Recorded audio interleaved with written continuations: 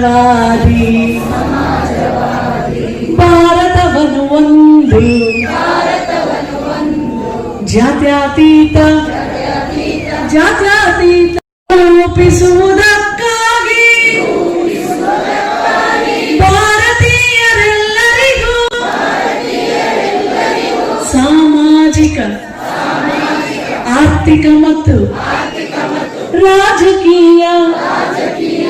ನ್ಯಾಯವನ್ನು ವಿಚಾರ ಅಭಿವ್ಯಕ್ತಿ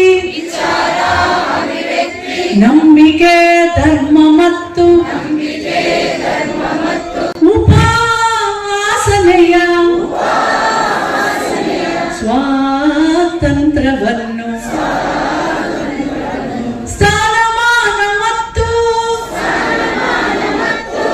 ಅವಕಾಶಗಳ ಸಮತೆ ದೊರೆಯುವಂತೆ ಮಾಡಲು ವ್ಯಕ್ತಿ ಗೌರವ ದೇಶದ ಏಕತೆ ಸಮಗ್ರತೆಗಾಗಿ ಎಲ್ಲರಲ್ಲಿ ಭಾತೃತ್ವ ಭಾವವನ್ನು ಮೂಡಿಸುವುದಕ್ಕಾಗಿ ದೃಢ ಸಂಕಲ್ಪ ಮಾಡಿ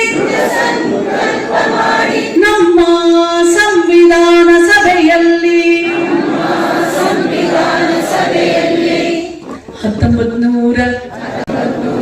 1949